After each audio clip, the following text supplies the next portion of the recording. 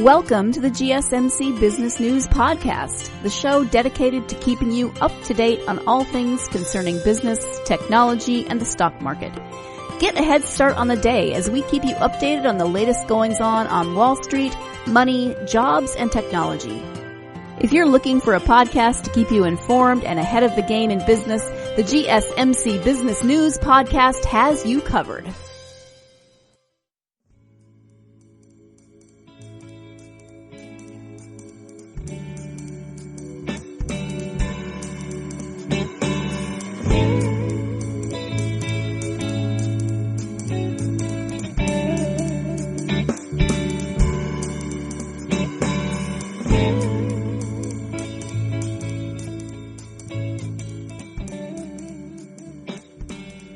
Welcome. You are listening to the GSMC Business News Podcast, brought to you by the GSMC Podcast Network. My name is Maya, and I'll be your host for today. Thank you so much for listening in, you guys. I'm super happy to have you guys back again. So we have a lot of really interesting things to talk about today. There's a lot of innovation going on and a little bit of conflict maybe. A lot of what we're going to talk about in today's episode is going to be technological advancement, which is super fun to me because there are so many new things to talk about that we have not seen before. There's several stories that we're about to talk about here that are brand new technology or relatively new technology that most of us are not very familiar with. So I want to go ahead and start off. The first thing that I want to talk about is a really cool thing that Samsung is beginning to introduce, which is sort of a holographic looking keyboard for your smartphone. So let me describe what's going on with this development here. Basically, the goal is to allow a person to be able to type like a QWERTY keyboard, like a laptop style keyboard is what that means, and be able to type in this style with your hands on a surface, on a flat surface, and type just like you were using a keyboard, but that typing translates to your phone. So Samsung developed a technology that allows you to do this without having a separate keyboard.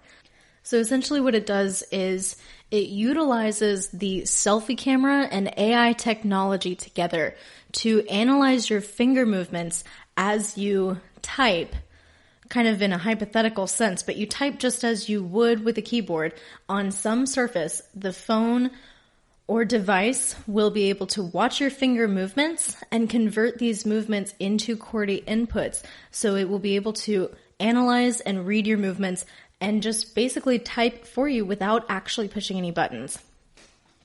Samsung says that it will not require any extra hardware, so it'll most likely be sort of like an app or something that you install on your device so that you can utilize the feature of selfie type. It will also be compatible with a wide range of smartphones, also tablets, and even laptops. I'm not really sure why you would need to use this for your laptop. The only thing I could imagine is perhaps if you just have an old laptop that doesn't function correctly, maybe you have a couple of keys that aren't working, or maybe the entire keyboard isn't working at all. Or maybe you just have an uncomfortable laptop and you just don't like the way that it feels ergonomically with your hands. So you have the option to use a secondary surface and type that way. I think it's kind of respectable also that they are allowing for this technology to be compatible with a wide variety of devices. So they're not limiting it to just Samsung devices. It looks like it's going to be available for a broad spectrum of different kinds of phones, tablets, and laptops. So this is a good move on their end. It's probably smart not only because they can kind of market their own brand and market their creativity and their technology and their innovation, but it also just allows for more user-friendly approach towards things. A lot of other technology, like we've seen with Apple, for example, you have to use Apple chargers and Apple headphones and Apple everything in order to make it work or in order to allow it to function the way that it's supposed to. So we can see that Samsung is not coming at it from the same approach. So when are we going to see the selfie type technology being released? Well, in order to note that, we kind of have to take a step back. In 2012, Samsung introduced what they call the C Lab, which stands for Creative Lab. And this is basically a program that was initiated to allow their employees to work in groups, to create creative groups together who work together to create new innovations, new startups, and just new technology that they feel is going to be beneficial to the company or to the users. So since 2012, these C Lab groups have been producing new ideas, new projects, new startups to showcase at CES, the Consumer Electronics Show. And this is an annual event Samsung is present for every year. So in 2020, for the Consumer Electronics Show of this year, it looks like is when we're going to see selfie type being showcased for the first time. And selfie type is not going to be the first or the only, it's not going to be the only technology that Samsung is presenting at CES. There is also going to be 8 other projects coming from the C Lab groups. Now, I'm not going to go through all of the other 8 projects, but we'll go through a couple of them just so you can see really what they're working with. And they're really pushing the boundaries of innovation right now. They have some really interesting things coming up. And some of them are things that you wouldn't anticipate coming from Samsung. You think of Samsung as a company that produces cell phones and televisions and things like that. But some of these ideas are so far outside of what I would have anticipated from Samsung. So the first one is called Hyler. That's spelled Hyler, Hyler. And essentially it is a highlighter that converts text into a digital document. So it connects to an app on your smartphone. It, I guess, theoretically is going to look like a highlighter or a pen, and you basically will trace over words that are on a paper document. And when you trace over these words, it will convert those letters into a digital document on your phone. That's so cool to me and definitely useful for students. That's the first thing that came to mind when I saw this was taking notes. When you're reading something and you want to create an outline or you have some report to do and you need to just quickly get notes from things, half of the time that you spend taking notes is physically writing the words down. So if you have something like this, you can take notes and process information so much faster. Now, I know that there's a lot of reports out there and also just user opinions, I suppose, that say that writing things down is pretty essential to memorization and to long-term memory storage. So I don't know how this is actually going to be perceived as far as memory retention, but just for the sheer sense of productivity and efficiency, and just the fact that you can do things so quickly like this, I love the Hyler. I think this is going to be really interesting. And if it does come out as something that's available to the public, I'll probably be one of the first to purchase it. The second one is called Beacon. And this one is spelled differently as well. It's B-E-C-O-N, Beacon. And Beacon is really interesting. It is one of those that I was talking about that is not what you would expect from Samsung. But Beacon performs scalp analysis on the user's hair. And the reason why they developed this was to help prevent hair loss. I don't know why they actually came up with this. This might have been like a personal venture for somebody who was on the C Lab team and maybe they were personally experiencing hair loss or know people who were experiencing hair loss, etc. And they just really wanted to delve into this world and see what they could do about it. But the intention of the technology is to detect conditions of the scalp that might contribute to hair loss either in the present or the future. So by doing this, they're going to help people to kind of get this analysis done without, going to the doctor and getting a prescription and all these things. You can go ahead and analyze your own scalp, I suppose, and figure out how you might be able to prevent your hair loss. So another technology that they're going to be presenting at the CES of 2020 is called Sunnyside. This one is pretty mind-boggling to me. Sunnyside somehow produces or claims to produce artificial sunlight. I don't know how this is possible, and actually I was just having this conversation recently with someone who asked me how, is it possible to get vitamin D or any type of benefits from sunlight from an indoor light? I don't actually know the answer to that question, but apparently Sunnyside can accomplish that goal. by producing artificial sunlight and allowing people to synthesize vitamin D without going outside and gathering all of the harmful effects that the sun might cause, like aging and sunburn and damaging UV rays. So theoretically, it's going to be able to give you all the benefits of sunlight. Maybe it can help you with your indoor plants. I don't know. But it does not have all of the negative effects of the sun. Digital Street is a website that discusses technology, science, and education. And Digital Street says the Sunnyside, quote, seems like a lightning device. So that's pretty interesting. I really want to see what this one looks like and if it's actually effective in giving you all the good without the bad of the sun. For me, though, I'm kind of old school. I know that there's a lot of benefit and a lot of damage coming from the sun, but I just can't help it. I love being outside. So the last thing is kind of hand in hand with the Sunnyside device, and I actually didn't find a name for this one, but only a description. And it looks like it is a new sensor that detects UV light.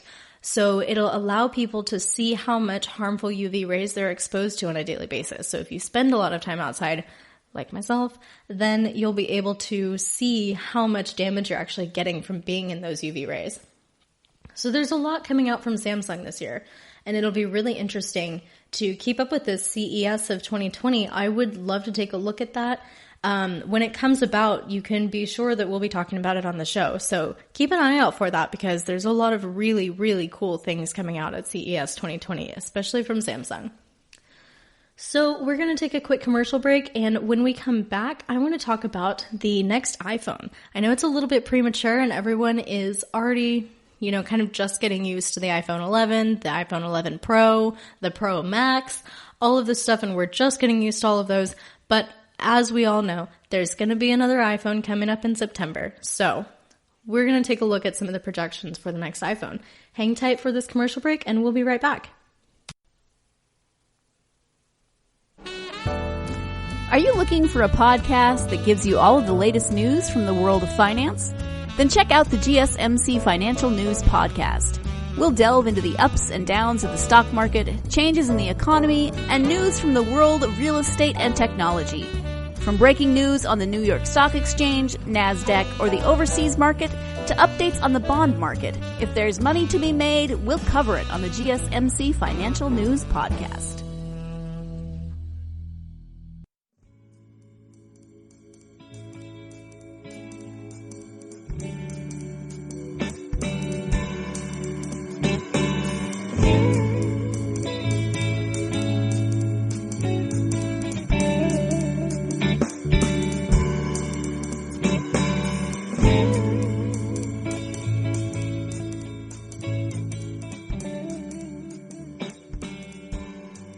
Welcome back. You are listening to the GSMC Business News Podcast, brought to you by the GSMC Podcast Network. My name is Maya. So we just went over several new, very exciting innovations coming out of Samsung's C Lab. All of these things will be presented at the CES, that is Consumer Electronics Show, coming up in this, sometime this year in 2020. And like I said, when that does come up, we'll definitely be letting you guys know a little bit more about these innovations and what to expect, how many of these things are going to actually take fruition, and what other companies are participating in the Consumer Electronics Show and what might they be offering and bringing to the table. So that being said, we are going to move on next to the new iPhone. We just got over or got through a new release of the iPhone 11. I personally just got the iPhone 11 and I've only had it for a couple of weeks at this point. But it has been around since September, and as we all know, maybe you don't, but a lot of people know it is pretty common knowledge at this point, after so many years, that there is an anticipated iPhone release September of every year. So, of course, for this year, we already have a couple of projections and things that we can anticipate coming out of the iPhone 12 family. However, although we do have the anticipation and the excitement of the iPhone 12 coming about, there are a couple of other things up Apple's sleeve that may be worth taking a look at and perhaps even more interesting than the iPhone 12. I know. Something more interesting than a new iPhone? How is it possible? Well, let's talk about the iPhone 12 very briefly. First off, we know that it's going to have the 5G connectivity.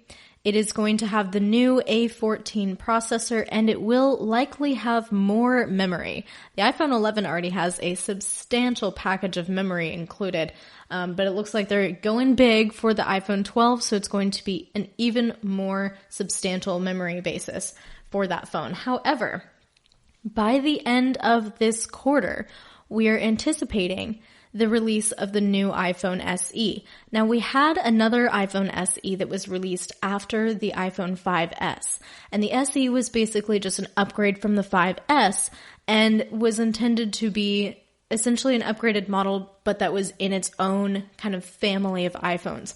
So following that SE, now we are looking towards an SE2. So currently the name for the SE2 is kind of up in the air. That is the current name for it, but there are some some projections that the name might change to iPhone 9. And the reason for this is because it uses the same design language as the iPhone 8. So it's essentially a branch off of the iPhone 8. And if you recall, there was never an iPhone 9. We jumped straight to iPhone 10. So I don't know how I feel about this one. I feel like it's kind of awkward if they were to call it the iPhone 9, and I really hope that they don't, because I do think that this would impact their sales. Because we are already at the iPhone 11, 11 Pro, 11 Pro Max, and we are already anticipating the iPhone 12, it doesn't make sense in my head for it to go backwards to the iPhone 9. I think that it would make people feel like they were getting a lesser iPhone, especially with this culture of fast fashion and everything always needing to be the upgraded, newest, most interesting, brand new thing that you can get. I think if you were to release an iPhone that was given a title that appears as if it's an older model, it would kind of push people away from purchasing that phone, even though it's a new phone. So I'm kind of reluctant to say that they would title it the iPhone 9. If they do, I'll be kind of surprised. But we'll keep an eye on it and see what they decide.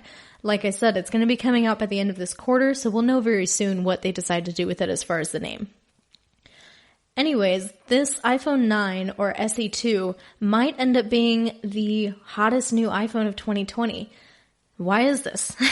That is purely because of the price. So the iPhone 11 is starting around the $700 mark, but the iPhone SE2 is looking at around $400 to $500. That is a huge difference from $700.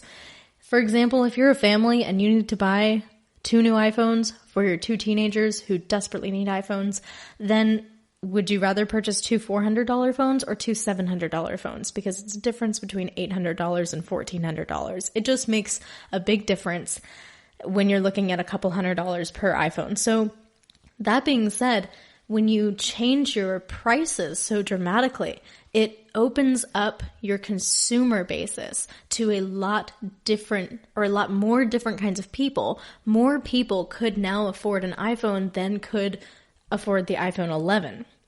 So the percent margin for the SE2 as far as Apple's profits go might be about the same as that of the iPhone 11, but of course with the lower price, we're looking at a lower dollar profit per phone, and it might be significantly lower considering that the price is so much lower. So what does this tell you about Apple's strategy? Are they just okay with making less money? Because I don't think that that's actually the case. What we're looking at is a change in their strategy. They're no longer going to be focusing on purely selling expensive phones, but we're looking at a shift in their strategy towards subscription services. We have iCloud, which you can purchase. Every phone usually comes with a little bit of iCloud storage when you create an iCloud account, but you can always upgrade. And if you are an iPhone user, you have probably had that option come up on your phone. When you start to use up all of your storage, they say, okay, you can upgrade and purchase more storage. Then you have Apple Music. We're also pushing in towards Apple TV, etc. So there's all these different subscription services that allow for people to not just purchase a phone, but then continue putting money into Apple in other avenues. So when you increase the number of people who can afford an iPhone in the first place by lowering the cost of the iPhone, then you are increasing your subscription basis. Now you have more people who need to upgrade their iCloud storage and who start using Apple Music, etc. So their strategy is no longer just to sell expensive phones, but to encourage just consistent payments coming in towards Apple. You might end up paying the same amount to Apple overall by the time you've upgraded your iCloud storage and subscribed to Apple Music. Forbes says, quote, "Inside Apple, a tipping point has been reached. The power of iPhone sales is no longer paramount. There's a new priority in town that wants to try and find success," end quote.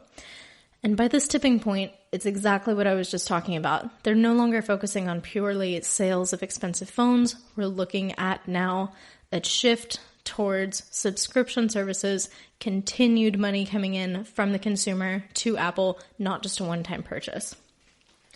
So hopefully that was interesting for you guys. I thought that it was interesting, especially considering the concept of a tipping point, that they're changing their strategy as far as marketing and how they are going to be interacting with their consumers. It's going to be a little bit different if this is correct.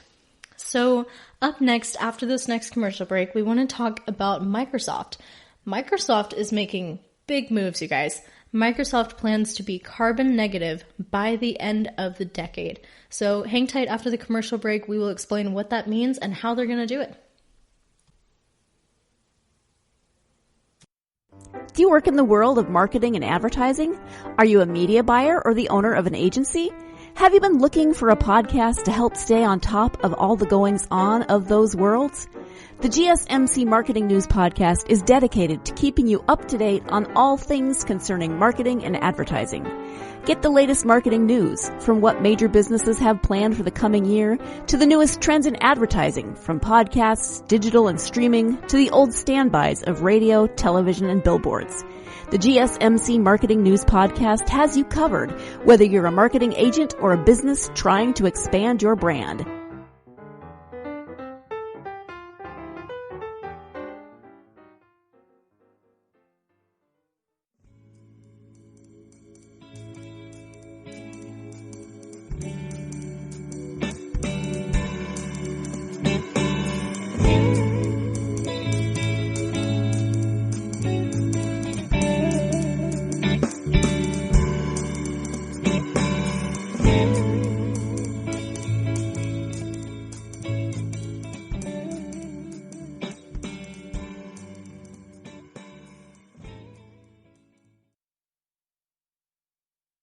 Welcome back. Thank you for listening to the GSMC Business News Podcast, brought to you by the GSMC Podcast Network. My name is Maya, and we just went over some information regarding the next iPhone releases. Potentially the most exciting one, if you're looking for the hottest up-and-coming brand new item, might be the iPhone 12. However, if you're looking for something that is a little bit more budget-friendly and potentially equally exciting, then there is the iPhone SE 2, which is an extension of the iPhone 8. Now, all of this does indicate a change in strategy from Apple, as we said, moving towards subscription services and away from expensive one-time purchases. So that being said, we are moving forward now into some projections coming out of Microsoft. Microsoft has announced that they plan to be carbon negative by the end of the decade. That's by 2030. So what does this mean to be carbon negative, and why is it so important? And how are they anticipating that they're going to be able to accomplish this? It's a really, really big goal. Even reducing carbon footprint is a big goal, but being carbon negative is incredible. So let's take a look at what that means and how they're going to make it happen. So first I want to talk about the significance of the carbon footprint.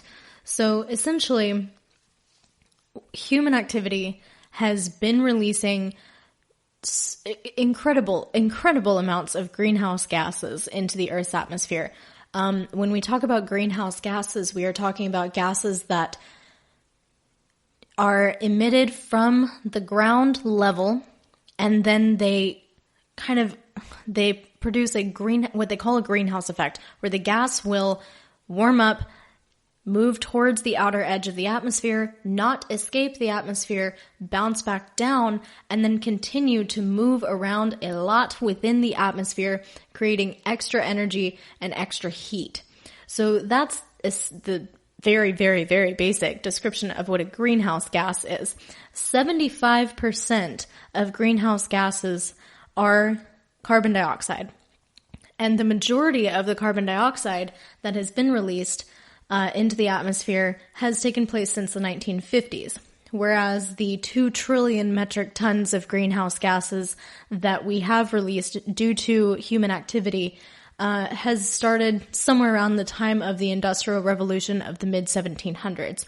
So that means that recently, within the past 70 years, we have been seeing a huge influx of carbon dioxide release. And it can take thousands of years to reverse the effects of excess carbon dioxide.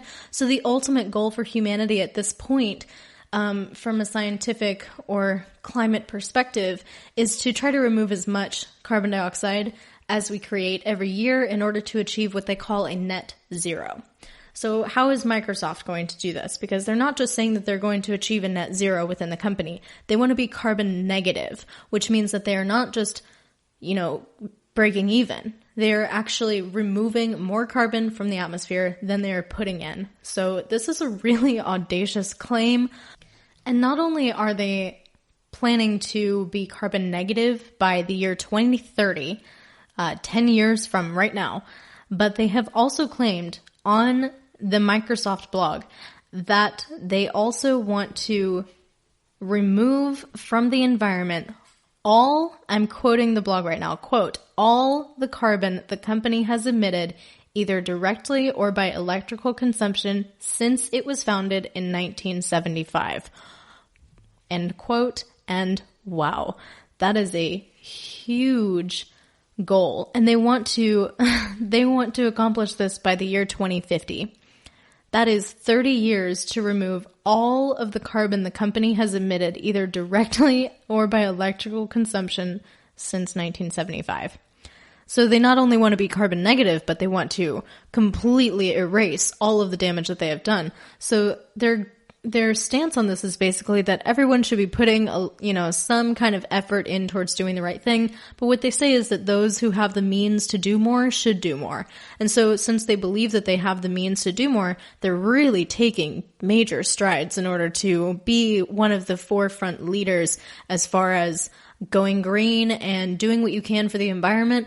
And this is really awesome because it's coming from such a huge company. Coming from Microsoft really sets the precedent and sets a standard for other companies and says, hey, if we're going to do it, we're going to do it. So here's how it's going to happen. So first, one of the ways that Microsoft has proposed that they're going to do this is by categorizing the different kinds of emissions that they contribute to. According to them, scientists account for carbon emissions by classifying them into 3 categories or scopes. So scope 1 emissions are emissions that are directly created by activities done by that business. So transportation or production, any emissions that are a direct result of that company's production is scope 1 emissions. Scope 2 are indirect emissions that come from electricity or heating and energy sources and such that the business uses. Things that you may consider like they go towards the overhead cost of the business, right? And then scope 3 emissions are indirect emissions that are incorporated through all other activities that are involved with the business. So this can be a really extensive list on scope 3. But what Microsoft is intending to do is kind of phase things out, starting with scope 1 and then scope 2 and then scope 3 emissions so that they not only take account for what their business produces, but for all of the activities that are surrounding and incorporated with Microsoft's operations. So by the year 2025, Microsoft is looking to shift towards 100% renewable energy supplies. So this means that they'll be contracting with renewable energy sources, renewable energy companies, green energy companies, we might say, so that all of their energy is coming from renewable energy sources. Then they're also pursuing International Living Future Institute Zero Carbon Certification and LEED Platinum Certification for all of their campuses in order to meet regulations that certify them for certain standards of green activity. Now, on their blog, they do specify, quote, like most carbon neutral companies, Microsoft has achieved carbon neutrality primarily by investing in offsets that primarily avoid emissions instead of removing carbon that has already been emitted, end quote. Now, as far as the goal towards 2050, the goal that is to remove all of the carbon that they have put into the atmosphere, I don't see a whole lot of explanation as far as how they're going to do this, but we do need to move on to the next segment, and there's so much that Microsoft has planned out in order to make this happen, and they really are trying to lay it all out on the ground for us so that they can set the standard. They have a very detailed plan, it looks like, put in place in order to accomplish their goals, and I really applaud them for this endeavor that they're embarking on, because it's a really big deal. And I think that just the fact that Microsoft is the one to start doing this, Microsoft has been a pioneer in the technological industry since it was invented. So for them to be at this point one of the pioneers towards environmentalism and just pushing towards just generally doing the right thing. I know that this can be a touchy subject and some people are really not into the climate deal, but it doesn't matter which way you feel about it, honestly, because whether or not you believe in it, it still can be seen as the right thing to do. When you have the power to either do the right thing or not do the right thing, and you are such a big company like Microsoft, just the fact that they are choosing to move in the right direction because they have the means to do it, I think that says a lot about them, no matter what your stance is on climate change. So just the fact that they are moving towards doing healthier things for the planet, healthier things for the environment, it's good for all of the consumers, and I think it's going to be good for them as a company. So I'm proud of them for doing this, and we'll look forward to how well they do as far as performance and how strict they are on sticking with this timeline, because it is a pretty aggressive timeline as far as attacking the issue of carbon dioxide emissions. So we'll take a look at it a little while down the road and see how well they're doing with it. So that is everything I've got on Microsoft for right now. We do have one more commercial break coming up here. And when we get back, I want to touch on a topic that we discussed a little bit in the last episode, which is Boeing's 737 Max Jetliner, which took a big hit after a couple of incidents that happened last year. And now we have a little bit of news from Boeing as a report defends the jetliner. So we'll look into that a little bit after the commercial break. Hang tight with us and we will be right back. Tired of searching the vast jungle of podcasts? Now listen close and hear this out. There's a podcast network that covers just about everything that you've been searching. The Golden State Media Concepts Podcast Network is here. Nothing less than a podcast bliss with endless hours of podcast coverage. From news, sports, music, fashion, cooking, entertainment, fantasy, football, and so much more. So stop lurking around and go straight out to the Golden State Media Concepts Podcast Network. Guaranteed to fill that podcast itch. Whatever it may be. Visit us at www.gsmcpodcast.com. Follow us on Facebook and Twitter, and download us on iTunes, SoundCloud, and Google Play.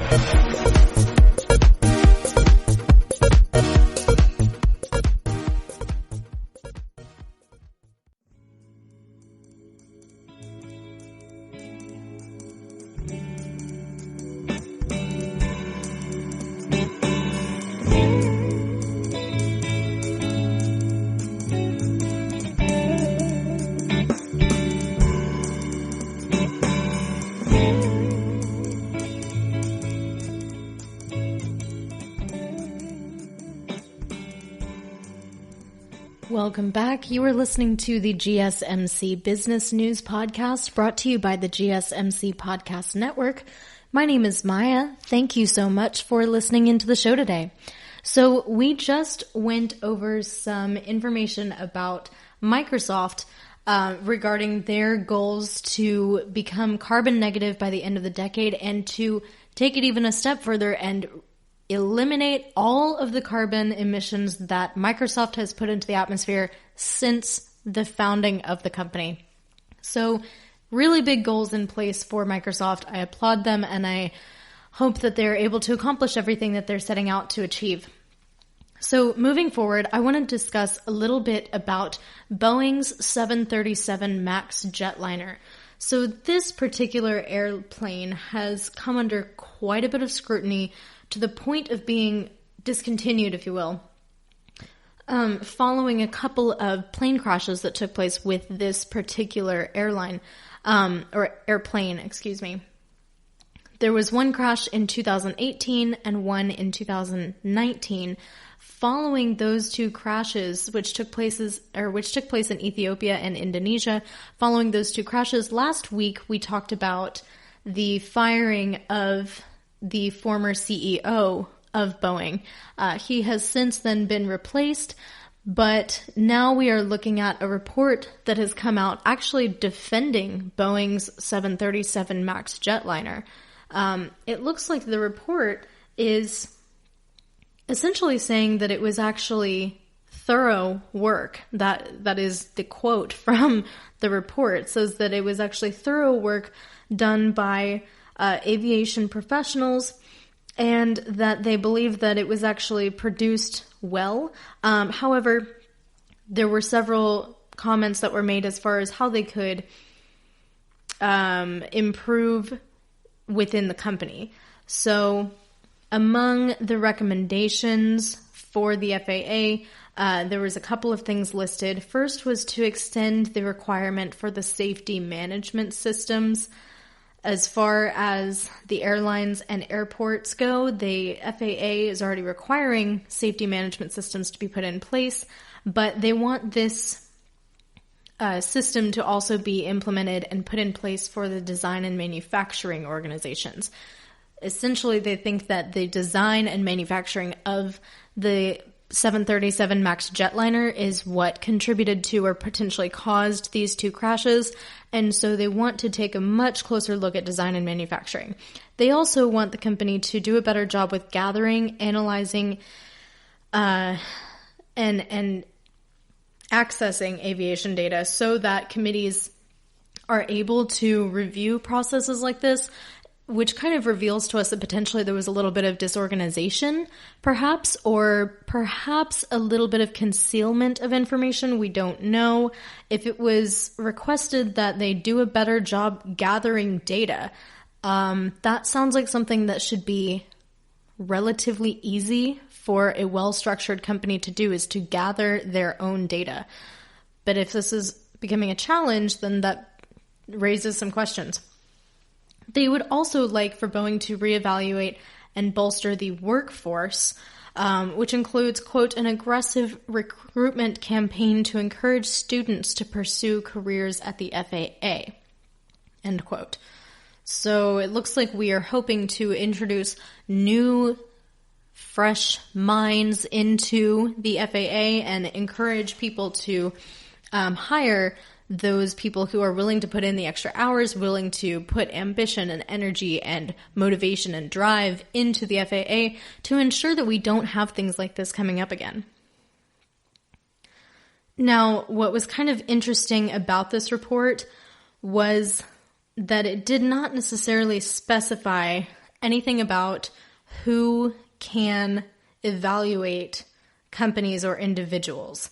So there were some concerns that essentially Boeing had been responsible for reviewing the changes to the 737 MAX, which it produced itself. So what they want to happen instead of Boeing reviewing its own design, is to have an outside entity come in and take a look at the design, and ensure that it meets certain standards. Instead of having Boeing set the rules for itself, they want to have essentially a checks and balances system to ensure that there's more than one system in place to make sure that we don't have accidents like this again, because bottom line is something went wrong in the design process and something went wrong with the delivery of these airplanes to where hundreds of people were killed. And it was unnecessary.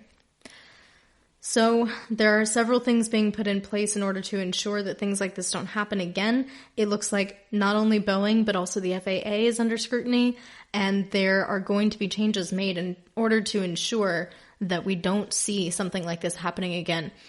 I really hope that they are very thorough and very detailed and strict with their enforcement of these recommendations and whatever else they have in place in order to ensure that we have higher quality standards amongst aviation. So that'll wrap up our story on Boeing for today. We do have a commercial break to take, and when we get back, I want to talk about Bose. Bose is probably a very popular name that you've heard a lot. My very first car was a 2008 Volkswagen EOS, and it came fully equipped with Bose stereo systems, and I was so excited about it. Very happy to have Bose in my car. But it looks like Bose is struggling a little bit, so when we come back from the commercial break, we'll talk about the struggles that Bose is undergoing and how that reflects the market in general, and follow up a little bit from some discussion that we had last week in regards to a very similar topic. So hang tight, and right after the commercial break, we will be back to talk about Bose and reflect on Macy's as well. Are you tired of the same old news? Are you sick of the seemingly endless political spin and negativity? The GSMC America Still Beautiful podcast is a weekly news podcast covering all the top positive and uplifting news stories. We cover stories that will inspire, uplift, and remind you of the good in the world. Tune into the Golden State Media Concepts America Still Beautiful podcast to get all the great and positive news stories of today. Download the GSMC America Still Beautiful podcast on iTunes, Stitcher, SoundCloud, Google Play, or anywhere you find podcasts. Just type GSMC in the search bar.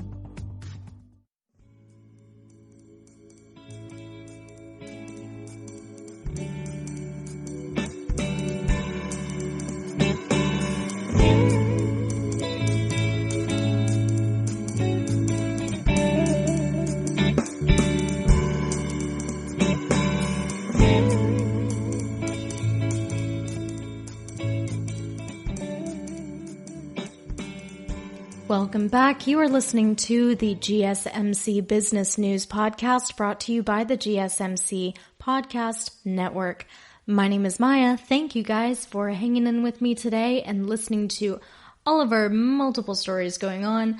So we just got done talking a little bit about a report that came out that defended Boeing's 737 Max Jetliner production, and actually said that the aviation engineers and those who worked on the development of the 737 actually did some pretty thorough work, but it looked like they had some further criticisms of the organizational systems, the data gathering and implementation, and had some recommendations as far as future hires. So we looked at that a little bit just a moment ago.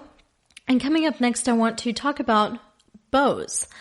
Bose is well known for their excellent quality sound systems, and they've been around for quite some time. Now, last episode with me, we talked about the closure of 28 Macy's locations and one Bloomingdale's location. And we kind of talked about how that was a major thing, not only for Macy's, but just for the industry as a whole, and not even just the industry, but shopping as a concept. It has changed so substantially over the course of just my lifetime. For example, over the last couple of decades, we've seen a huge shift in how people shop, how they purchase items, how they even look for items. It's pretty infrequent at this point for someone to intend to buy something without first Googling it or looking it up on the internet in some fashion.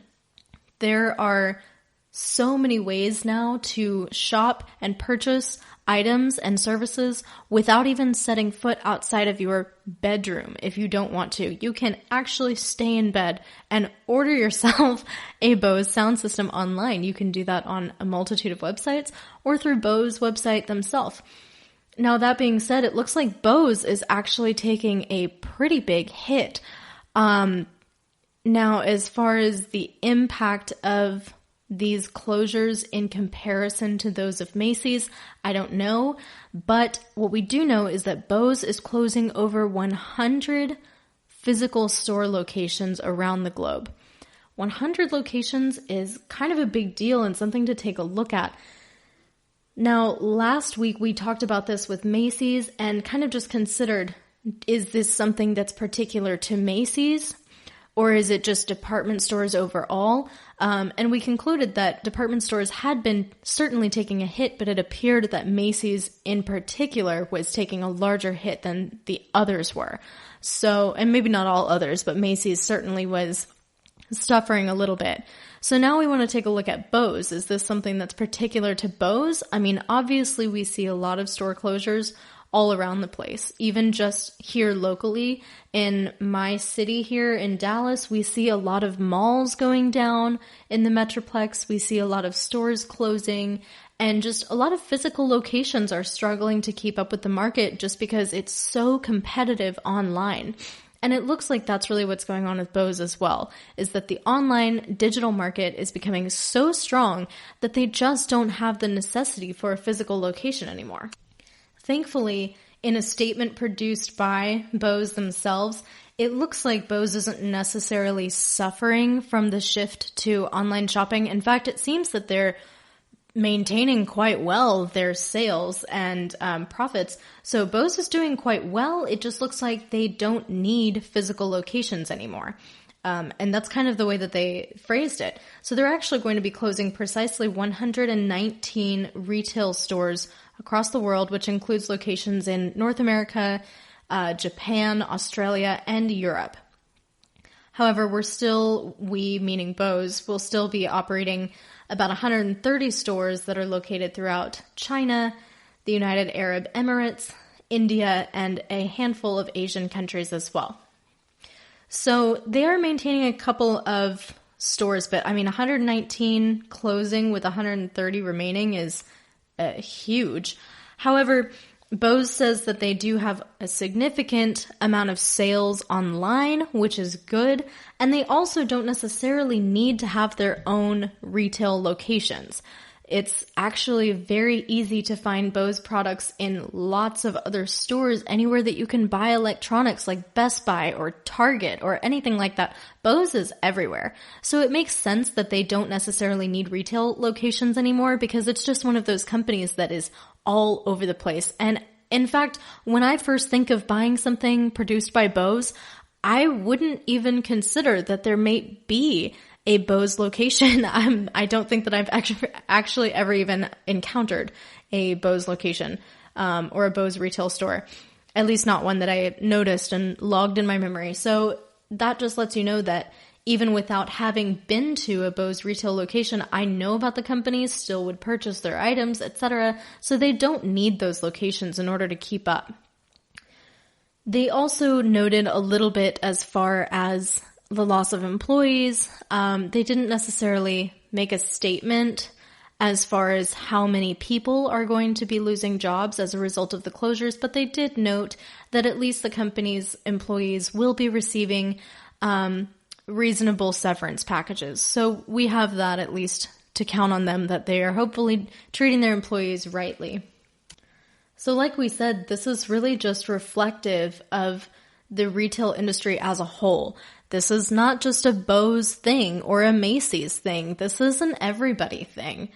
The closures that are going on with Bose are really just mirroring what's going on with the rest of the industry. In 2019, it looks like about 9,302 United States retail stores closed, which was a 59% increase in closures from the previous year. So that's a really big deal. That's a lot of retail stores closing, and a 59% jump is huge. So we can see that this digitalization of shopping and interaction with each other is having a huge impact on how the industry operates. Currently, online sales make up around 16% of all sales retail right now. And it's predicted by UBS analysts that this number will rise up to about 25% by 2026. So that's pretty substantial. We're looking at by 2026 up to 75,000 more retail stores closing in the United States. So we can just continue to predict that shopping is going to become more and more digital. It is not going to bounce back as far as physical retail locations are concerned, but we can definitely look forward to more digital marketing, more digital sales, and a lot more influence via social media and other online platforms. So definitely if you are somebody coming out of school, looking at going into school, etc., and you are looking into going into the retail sector, perhaps you might take a look at how retail is moving into a digital market and how that could affect your potential job opportunities, and maybe some new opportunities that you could take advantage of as far as online marketing and business through digital means.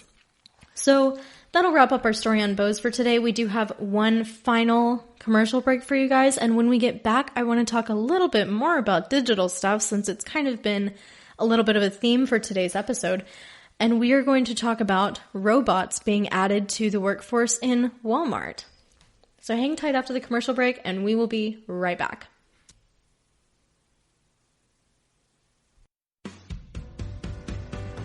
The Golden State Media Concepts Travel Podcast, the show that gives you advice on everything travel. We explore places you've always wanted to go, as well as giving tips for traveling in those places. We'll give you advice on the best sites for travel tips, information, and discounts. Join us as we travel the world, explore cultures, and meet new people. The Golden State Media Concepts Travel Podcast has got you covered. Download the GSMC Travel Podcast on iTunes, Stitcher, SoundCloud, Google Play, or anywhere you find podcasts. Just type GSMC in the search bar.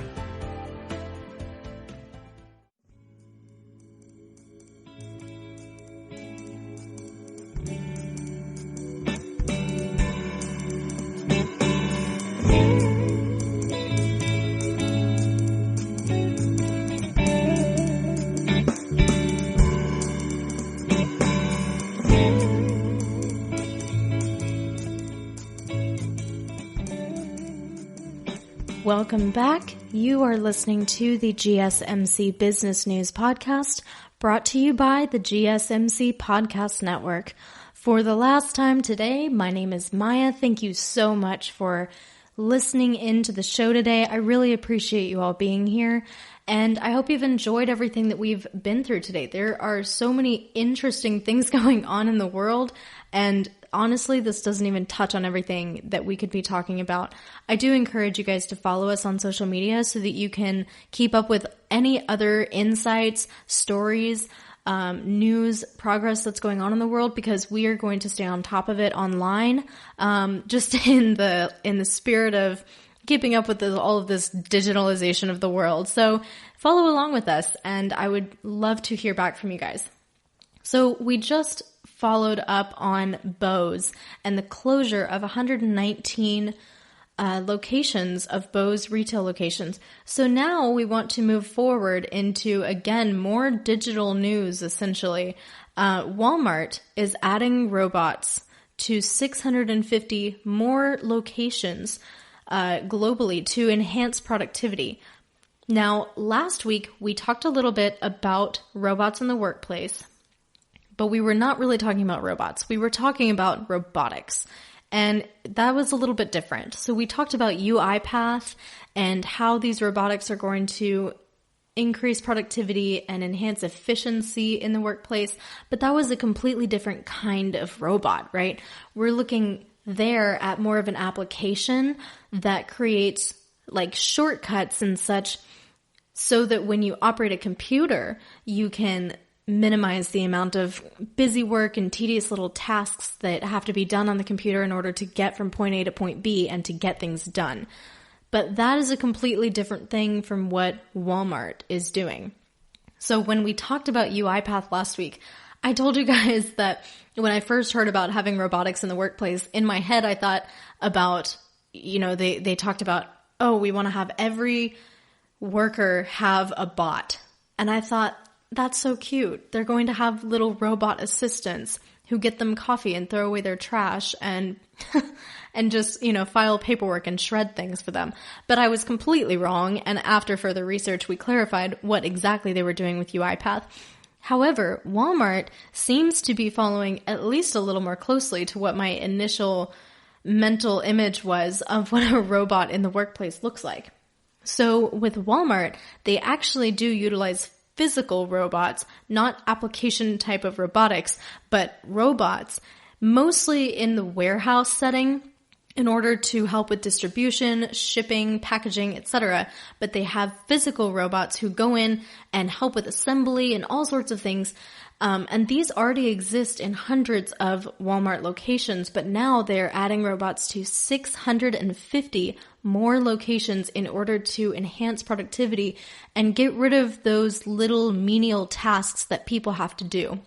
Now, once again, last week when we talked about robotics, we touched on the topic of job loss as a result of, I don't want to say artificial intelligence because this really isn't artificial intelligence, but as a result of more technology and more robotics and robots and whatnot being added to the workplace, there's a lot of fear around this topic as far as job loss goes.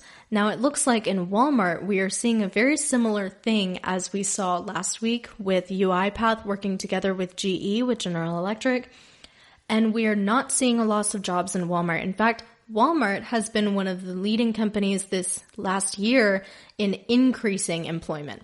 Walmart's done a great job with that. So with the addition of robotics, we are not eliminating people, and we're not eliminating or even decreasing the need for physical human beings to be in the workplace. We still need the people, but we are just able to get more things done in a day by introducing these robots into the workplace. Like we said last week, it's so uncommon to finish up the workday and feel like you actually got everything done that you needed to do. Now, perhaps with the addition of these new technologies, we can actually get done what we need to do in the day and move forward with new projects. So, and also with the addition of robots, we have, similar to the systems at GE with UI and UiPath, in Walmart, when you start to introduce robots into the workplace, you have to have a whole support team.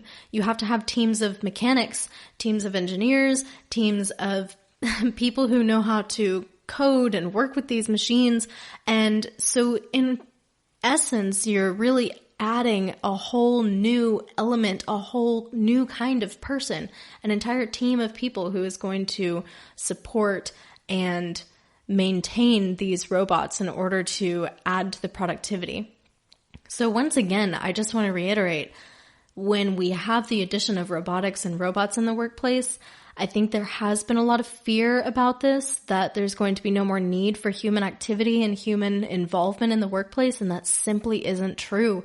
The implementations of robotics and robots that we've seen has not had that effect. It has simply changed the way that we work. It's changed the way that we need physical work, and it's changed the types of work that is needed. So now we need people who understand robotics and robots and can help us out with these systems. So this is the conclusion of today's show on business news. I'm so thankful that you guys stuck with me for this show. I really hope that you're enjoying the rest of the information that's going into it. And if you have any feedback for us, again, I would love to hear from you guys. Please leave comments on the show. Thank you so much for listening to the GSMC Business News Podcast. Again, brought to you by the GSMC Podcast Network. I would like to ask that you please remember to subscribe to the show and also write a nice review. That really helps us. Also, if you can please follow us on Facebook, Twitter, and Instagram. Thank you so much and have a great rest of your day. You've been listening to the GSMC Business News Podcast, part of the GSMC Podcast Network. You can find this show and others like it at gsmcpodcast.com. Download our podcast on Apple Podcasts, Stitcher, SoundCloud, and Google Play. Just type GSMC into your favorite podcast app to find all of the shows from the GSMC Podcast Network. From movies to music, from sports to entertainment, from business news to weird news. Please subscribe to the podcast and follow us on Twitter and Facebook. Thank you, and we hope you have enjoyed today's podcast.